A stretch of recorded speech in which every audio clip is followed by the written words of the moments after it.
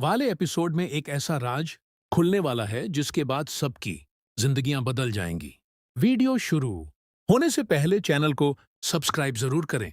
शेराम और उसकी पूरी फैमिली शांजे की शादी की शॉपिंग के लिए घर से निकल जाती है, जबकि घर में सिर्फ फरयाल, उसके ससुर और रुखसाना मौजूद होते हैं। दूसरी तरफ रुखसाना के दिल में डर बैठ चुका होता है। जीनिया के कहने पर वह कई बार फरयाल को नुकसान पहुंचाने की कोशिश कर चुकी होती है, लेकिन अब उसे लगने लगता है कि अगर वह पकड़ी गई तो उसे बहुत बड़ी सजा मिलेगी। सिर्फ 2 लाख रुपए के लिए अपनी पूरी जिंदगी बर्बाद करना उसे गलत लगने लगता है। इसी डर और लालच के बीच रुखसाना एक नया प्लान बनाती है। वह सोचती है कि फरयाल को मारने से बेहतर है घर के गहने और कैश चोरी करके हमेशा के लिए भाग जाए। उधर फरयाल अपने कमरे में आराम से सो रही होती है। शेराम के अब्बू घर से निकलते हुए रुखसाना से कहते हैं, बेटा, मैं थोड़ी देर में वापस आता हूं, घर का ध्यान रखना। जैसे ही वह बाहर जाते हैं, रुखसाना पूरे घर की तलाशी लेना शुरू कर देती है। अलमारियां खुलती हैं, दराजें चेक होती हैं और धीरे धीरे सारे गहने और कैश एक बैग में भरने लगते हैं।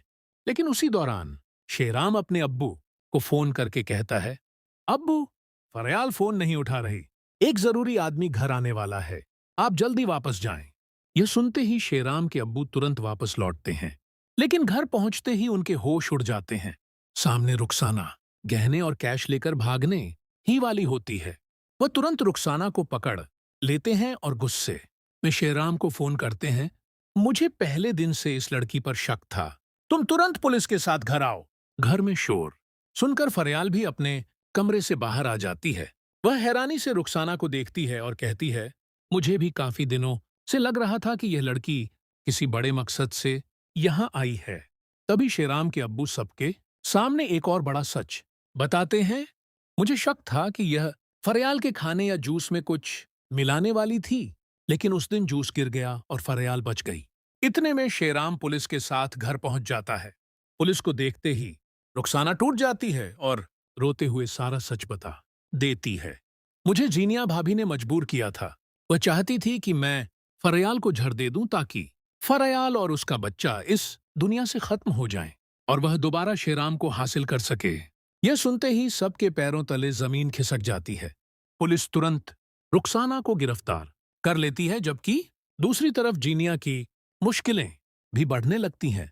दानिश पहले से ही जीनिया पर शक कर रहा होता है।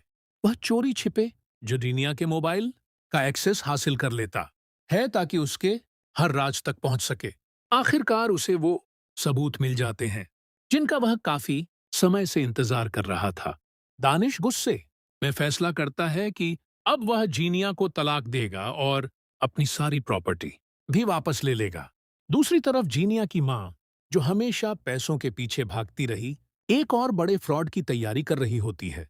लेकिन किस्मत पलट जाती है। उसके अपने ही पार्टनर उसे धोखा देते हैं और उसकी सारी दौलत बर्बाद हो जाती है।